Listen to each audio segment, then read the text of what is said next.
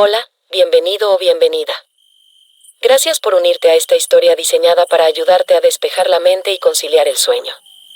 Antes de que empecemos, te invito a darle like, suscribirte y activar la campanita. Es gratis y me ayuda muchísimo. Acomódate cómodamente en tu cama, en esa posición habitual de descanso. Respira hondo un par de veces, permitiendo que tu cuerpo y mente se relajen y se abran a escuchar tranquilamente mientras descansas. Cierra suavemente los ojos, sin apretar los párpados, y siente cómo el murmullo del mundo cotidiano se desvanece. Bienvenido a Ñu, Pesares y Alegrías. Una mujer moderna, acostumbrada al ritmo acelerado de la ciudad, viaja a un pueblo mexicano olvidado para vender una casa que ni siquiera conocía. Pero la casa no está vacía. En sus rincones, el tiempo ha guardado un secreto. El hallazgo de un diario polvoriento la transporta a la cruda época de la Revolución Mexicana, donde su abuela, Emilia, nos revela una historia que no viene en los libros.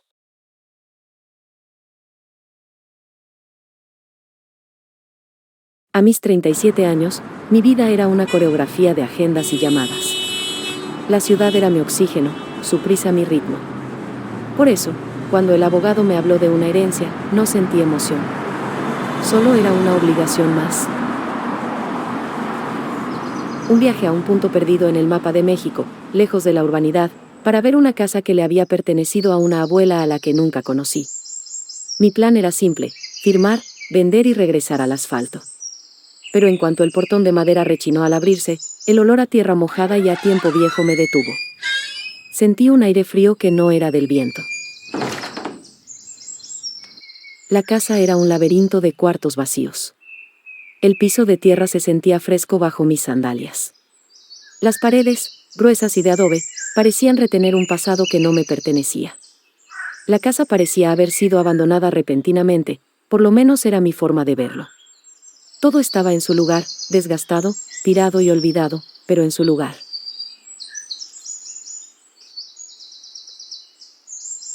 Hurgando cuidadosamente entre el polvo, con el miedo a que me fuera a salir una víbora o algún animal rastrero, encontré 3 monedas. 2 parecían de plata y una de oro. Mi fobia a ensuciarme y mi horror a los roedores desapareció. Me puse a abrir cajones y a mover muebles. De uno de ellos, que se venció por el tiempo, cayeron unas hojas mojadas y enrolladas. Dentro, había unos papeles enrollados, protegidos por telas de lino. Al desenrollar el primero, vi una letra que parecía la de un niño, torcida y con faltas de ortografía, como si le hubiera costado un esfuerzo enorme. Me intrigó un poco y me puse a leer. Las primeras palabras, escritas con tinta deslavada, decían: mi nombre es Emilia. Y estas hojas son mi corazón. Capítulo 1. La vida simple, que ya no existe.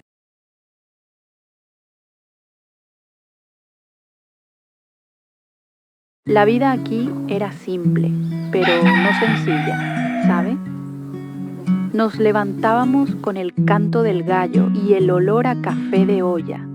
La hornilla ya echaba humo antes de que saliera el sol. Mis manos nomás conocían la tierra y el trabajo. Mi corazón, el latido de mi pueblo. Éramos muy unidos. Las casas estaban una junto a otra. No porque no hubiera dónde construir, sino para cuidarnos. Estábamos acostumbrados a vivir así, como si fuéramos una sola familia. No todo era trabajo. También teníamos nuestros ratos para la convivencia. Las señoras se ponían de acuerdo para hacer antojitos tradicionales. Al terminar, se sentaban a platicar y a bordar, con sus rebozos sobre los hombros. En la plaza, los niños jugaban y corrían, mientras los hombres hacían fogatas. Mi casa tenía su patio central, su pozo de agua que cantaba cuando subías la cubeta y su fogón de leña que calentaba la vida. Ya no.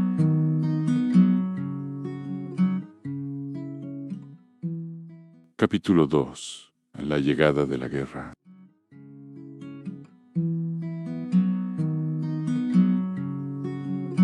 En 1914, cuando yo andaba de muchacha, la guerra nos alcanzó.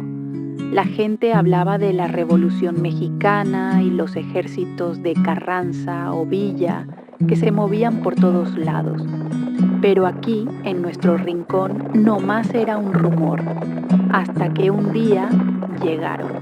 Eran hombres cansados, con las carrilleras llenas de balas, las caras curtidas por el sol y la polvareda que levantaban sus guaraches. Pinche polvareda, nomás traía desgracia.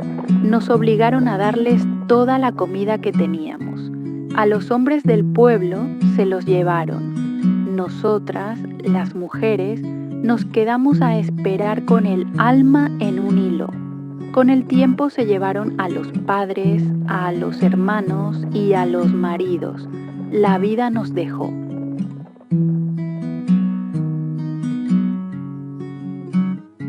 Capítulo 3.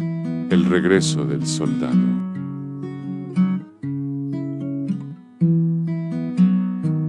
Y luego los vimos regresar, unos poquitos, con la mirada vacía, sin los hombres que se llevaron. El pueblo entero se paró en la plaza, en un silencio de miedo y de pena. Y luego se volvieron violentos. Nos exigían más de lo que teníamos. Que les diéramos de comer cuando ya no había grano, ni vacas, ni puercos. Ya hasta los perros querían comerse. No más porque los perros eran bravos con ellos y se fueron pa'l monte cuando les tiraron unos balazos. Si no, otra cosa hubiera sido. ¡Qué pinche tristeza! Fue bien feo. Solo llegaron a hacer puros males. Se quedaron más tiempo del debido y el pueblo, que ya estaba herido, se hizo más insoportable. Era un ambiente duro, sí, pero teníamos la esperanza de que un día se irían. Y se fueron, no más. Un día se subieron a sus caballos y se fueron. Pero no tardó más de unas cuantas horas cuando, por la misma vereda de polvo por donde habían llegado, vimos una figura que caminaba despacio. Venía herido de una pierna, cojeando, con la ropa rota y el paso cansado. Era uno de ellos, un soldado que arrastraba su fusil por la tierra. Nosotras, las mujeres, nos miramos con el corazón lleno de coraje. La idea fue una sola: esperar a ver si no eran muchos y agarrarlos a pedradas. No fuera a repetirse lo que pasó con el grupo que se acababa de ir. Mi abuela, que era la más anciana del pueblo, nos detuvo con la mirada. «Déjenlo», nos dijo. Su voz era como una piedra de río. «Aguaiten bien, que viene solo y afeado por la guerra. No viene a hacernos mal, viene a morir». Y así fue como se quedó. Le curamos la herida y le dimos de comer. En un principio no dijo nada. Nomás se quedaba sentado con la mirada perdida en el horizonte. Y así el soldado poco a poco se fue sintiendo en confianza. Nos imploró que lo disculpáramos por lo que habían hecho, con lágrimas en los ojos, ya más sano. Y también nos dijo que su nombre era Panuncio, que había vivido muchas cosas de las que se arrepentía, pero no había podido hacer nada para impedirlo. Y así, entre sus lágrimas y las nuestras, el pueblo intentaba seguir. Se veía a las mujeres de pie junto a sus hijos, con la ropa deshilachada y las caras sucias de tanto llorar. Eran viudas y madres solteras a la fuerza, y también había muchachas con la ilusión rota. No era solo la tristeza, era el coraje. ¡Ah, cabrón! ¿Cómo le hacíamos para seguir? Con la tierra sin sembrar, los granos escaseando y los niños que preguntaban por sus padres. los viejos que se habían ido, los que no regresaron. Pero éramos gente acostumbrada al trabajo duro, y aunque el alma nos doliera, las manos no podían parar. La vida en el campo no perdona el dolor. Nos levantábamos con el sol, con el corazón roto, pero con las manos en el metate, moliendo el poco maíz que quedaba. El llanto de un niño nos recordaba que no estábamos solas y que teníamos que ser fuertes por ellos. Nosotros le dimos de comer y cuando sano completamente, agradecido se quedó. Nos mostró ese mundo. Nos contó de cómo el país estaba cambiando. Él, que era letrado y de la ciudad, hablaba de trenes que cruzaban el desierto, de cómo la electricidad podía encender un pueblo entero y de las ideas que estaban cambiando el mundo. Nosotros éramos burras para todo eso, ¿sabe? Nos sentíamos seguras aquí sin saber lo que pasaba más allá de los montes. Pero él aprendió de nosotros también. Yo le enseñé a sentir la tierra, a saber cuándo estaba lista para la siembra, a cómo se construían las casas de adobe para que no se cayeran con las lluvias. Él nos mostró lo que había más allá de nuestros cerros. Y nosotros le mostramos a él que la verdadera vida, la que vale la pena, está en lo simple, en el cariño. Y así Panuncio no usó armas, usó historias. En las noches, con una fogata en la plaza, él le contaba a los niños cuentos que venían de lejos, del ángel de la independencia, de la llorona que buscaba a sus hijos, del charro negro que cambiaba tesoros por almas. Y aunque eran historias de miedo, la gente se sentía viva otra vez, porque el miedo ya no era de verdad, sino de un cuento. Con sus palabras nos regresó el alma, y a mí me devolvió el amor. Me enseñó a leer y a escribir, a dibujar la vida en estas hojas.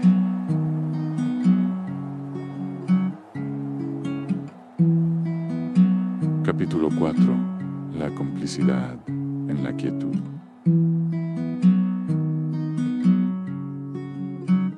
Nos fuimos conociendo de a poco. Él me ayudaba con la leña y yo le daba un plato de frijoles con queso. Los primeros días nomás se sentaba en la mesa, callado, con la mirada perdida. Después me preguntaba cómo nos ayudaba con la tierra.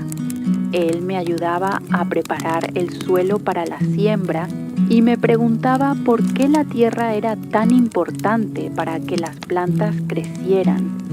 Y yo le explicaba que el secreto no está en el agua, sino en el cariño que le pones. A veces, después de la cena, nos quedábamos afuera de la casa en el corredor. Él me hablaba de la ciudad, de sus fiestas y el mariachi, del tequila y el pulque, de las luces que hacen que las estrellas se vean chiquitas. Yo le decía que se me hacía mucho ruido, que yo prefería la tranquilidad del campo. Le contaba cómo los árboles parecían hablar cuando el viento soplaba, o de cómo mi abuela me había enseñado a bordar flores para que los rebozos tuvieran vida. Una noche me dijo que le gustaba mi voz, que le recordaba al río cuando canta. Y yo, me sentía avergonzada. Nomás le di un pedazo de pan dulce, sin decir nada. Y él, con la cara seria, me dio una flor de cactus que se había abierto en la noche. Las cosas bonitas también crecen en la tierra seca, me dijo. Y yo, híjole, me di cuenta de que hablaba de nosotros. Con el tiempo, el silencio entre nosotros ya no era incómodo, era un regalo. Era un silencio lleno de preguntas que no necesitaban palabras, de miradas que se entendían sin hablar. Con la luz de la luna, con un palito en la tierra, Él me enseñaba a trazar las letras que me decían los nombres de las flores que él conocía. Así se escribe magnolia, me decía, para que no se te olvide que las cosas bonitas también son fuertes. Así nos fuimos queriendo, no con prisas, sino como la tierra se quiere a la lluvia, con calma, con paciencia y con la esperanza de que algo hermoso florezca. Capítulo 5. El legado de la resiliencia. Y un día, sin imaginarlo, justo cuando el sol apenas pintaba de dorado las copas de los mezquites, llegó un grupo de soldados. Él fue el primero en salir a charlar. Yo nomás pude ver cuando se lo llevaban. No dijeron nada, no hablaron con nadie más que con él. Y así nomás se fueron. ¡Qué poca madre! Esa fue la última vez que lo vi. Ya no supimos nada de él. Y por eso empecé a escribir esto, recordando un día en el que, con Panuncio, después de aprender a escribir, hablábamos de contar historias.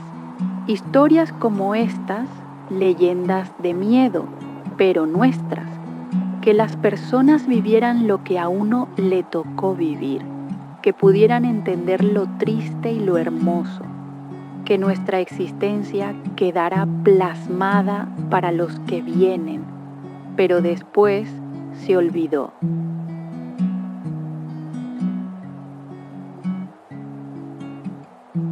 Capítulo 6. A la revelación de Ana.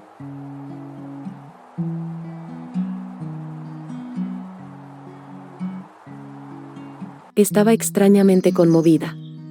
Me levanté de este suelo, soltando las monedas a las que ya no les daba importancia, sujetándome del mismo mueble roto. En ese momento, el mueble terminó de partirse en dos, revelando en su interior una colección de libretas, perfectamente organizadas, aunque maltratadas. Era distinguible el título en la portada de cada una, Ñu, Pesares y Alegrías. Y debajo, un subtítulo que las hacía parecer parte de una colección completa de la que yo solo había leído un pequeño fragmento.